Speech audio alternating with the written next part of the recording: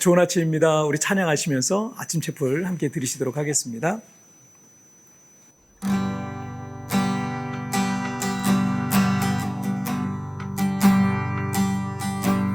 정결한 마음 주시옵소서. 오 주님, 정직한 영을 새롭게 하소서.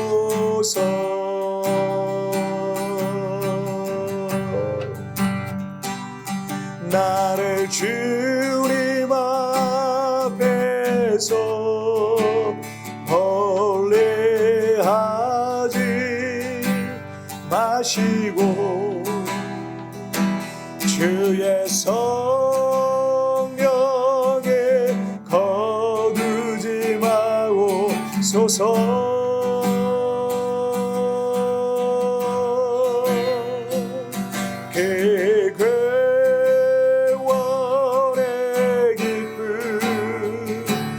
다시 회복시키시고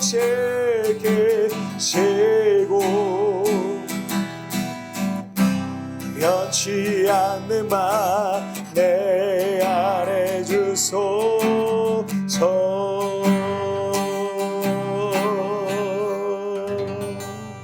아멘. 자, 우리 같이 기도하시겠습니다. 하나님 아버지, 감사합니다. 오늘도 이렇게 우리 하나님 앞에 예비하며 이 하루를 시작할 수 있음에 감사합니다. 오늘도 우리의 찬양을 받아주시고 마음과 뜻과 정성을 다해서 드려지는 이 예배가 하늘의 보좌 위에 올려지는 향기로운 제사가 되게 하여 주옵소서. 감사하며 예수님의 이름으로 기도하옵나이다. 아멘. 오늘 우리에게 주신 하나님의 말씀은 창세기 35장 1절부터 3절까지의 말씀 제가 봉독해 올리도록 하겠습니다. 하나님이 야곱에게 이르시되 일어나 베델로 올라가서 거기 거주하며 내가 내 형 에서의 낯을 피하여 도망하던 때에 내게 나타났던 하나님께 거기서 제단을 쌓으라 하신지라. 야곱이 이에 자기 집안 사람과 자기와 함께한 모든 자에게 이르되 너희 중에 있는 이방 신상들을 버리고 자신을 정결하게 하고 너희들의 의복을 바꾸어 입으라. 우리가 일어나 베델로 올라가서 내 환난 날에 내게 응답하시며 내가 가는 길에서 나와 함께 하신 하나님께 내가 거기서 제단을 쌓으려 하노라. 아멘. 실뭉치나 이 끝뭉치가 엉켜있는 상태를 이 엉킨 실타래라고 하죠.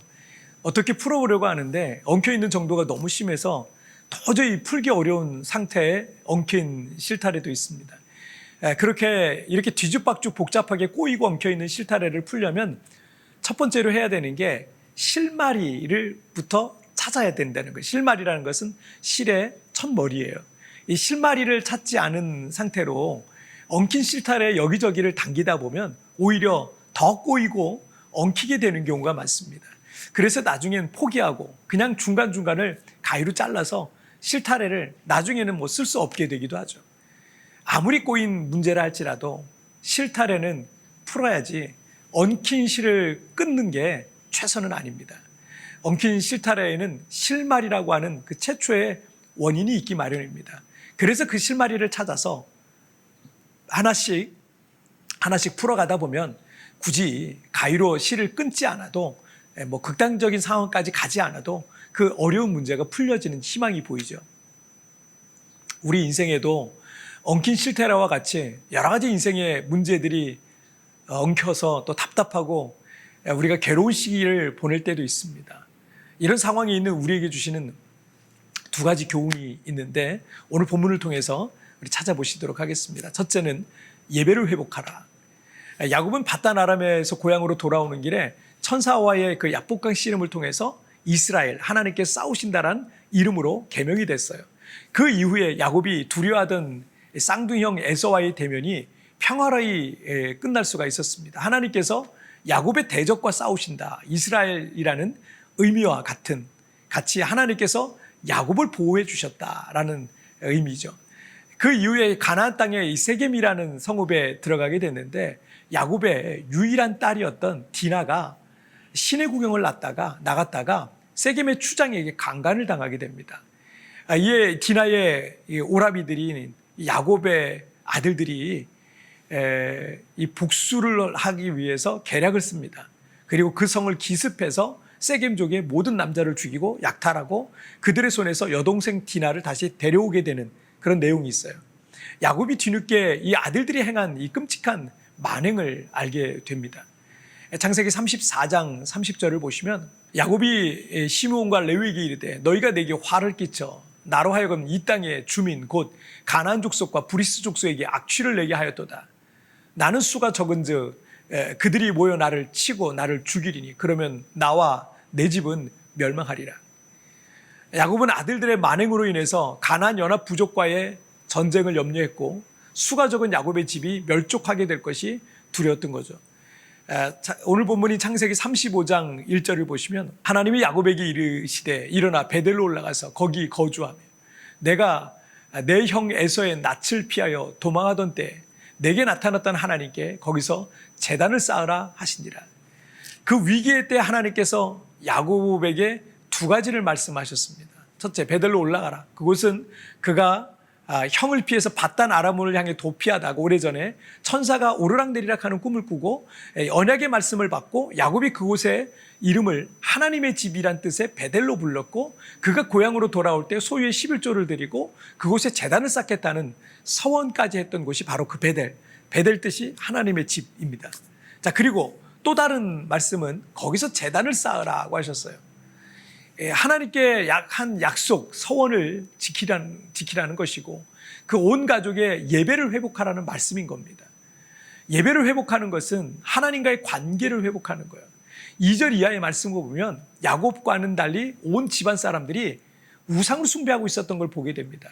그래서 야곱뿐만 아니라 공동체로서의 야곱의 가문이 예배를 회복해야 된다는 것을 말씀하고 있는 거예요. 지난 주일 예배 때 처음 오신 어떤 성도님께서 이 감사헌금 봉투에 이렇게 감사의 제목을 올리셨습니다. 선하신 하나님, 살고 싶어서 찾은 곳에서 예수님을 만났습니다. 하나님이 찾으시는 한 사람 되기 위해 더 사랑하겠습니다. 우리 교회에서 예배를 드리는 중에 예수님을 만나고 회복되셨다라는 거예요. 예배 중에 하나님이 임재하시고 모든 이들의 상한 마음과 영혼 그리고 인생을 치유하시고 회복하시는 것입니다. 그래서 예배를 회복하는 게 가장 중요합니다. 자, 둘째는 거룩을 회복하라는 겁니다. 시간에 맞춰서 예배드리고 교회 모든 공예배를 드리는 것도 중요하죠. 그렇지만 그보다 더 중요한 것은 거룩입니다. 2절을 보시면 야곱이 이에 자기 집안 사람과 자기와 함께한 모든 자에게 이르되 너희 중에 있는 이방 신상들을 버리고 자신을 정결하게 하고 너희들의 의복을 바꾸어 입으라. 야곱과는 달리 그의 아내와 자녀들 그리고 종들은 밧단 아람에서 섬기던 우상을 그대로 섬기고 있었던 겁니다. 히브리어로 이 거룩의 동사형은 카다쉬라는 단어를 쓰고 있는데 분리하다, separate라는 뜻이에요. 거룩하신 하나님은 죄와 섞일 수 없습니다.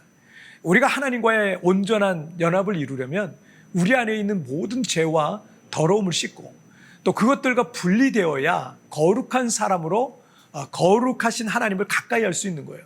때문에 예배 중에 거룩이 빠졌다면 그 예배는 하나님께서 받으시는 참된 예배가 아닌 것입니다.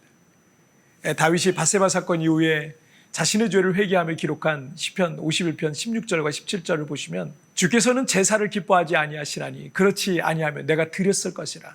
주는 번제를 기뻐하지 아니하시나이다. 하나님께서 구하시는 제사는 상한 심령이라. 하나님이여 상하고 통회하는 마음을 주께서 멸시하지 아니하시리이다. 우리가 예배를 드리고 제사를 드리고 어떤 종교적인 의식과 행위를 해서 죄가 씻어진다면 얼마나 좋겠습니까? 그러나 그런 것은 종교적인 형식이고 껍데기에 불과합니다.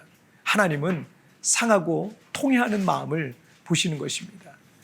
자, 창세기 35장 5절을 보시면 그들이 떠났으나 하나님이 그 사면 고울들로 크게 두려워하게 하셨으므로 야곱의 아들들을 추격하는 자가 없었더라.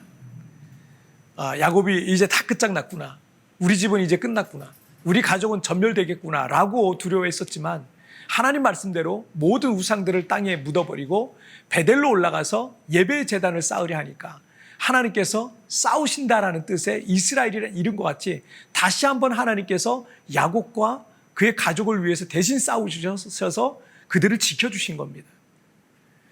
엉킨 실타래와 같이 나의 인생이 뒤죽박죽 되는 것 같고, 사람과의 관계도 틀어졌고, 재정의 문제도 점점 더 압박이 오고 있고, 가족과의 문제도 일어나고, 건강의 문제도 있고, 회사와 생업의 문제도 일어나고, 나는 왜 이리 되는 일이 없을까라는 생각이 들 때가 있을 겁니다. 하나님께서 야곱에게 인생의 위기 속에 찾아오셔서 말씀하신 두 가지를 잊지 마세요. 예배를 회복하고 거룩을 회복하여서 다시 예배자의 자리로 돌아갈 때 하나님은 나의 인생도 치유해 주실 것을 여러분 믿으시길 바랍니다. 오늘 다시 예배자로 서는 야곱의 모습을 통해서 우리에게 두 가지 말씀하고 있어요. 첫째, 예배를 회복하라. 둘째, 거룩을 회복하라. 자, 우리 같이 기도하시겠습니다. 살아계신 하나님 아버지 감사합니다. 오늘도 이렇게 하나님을 예배하며 이 하루를 시작합니다.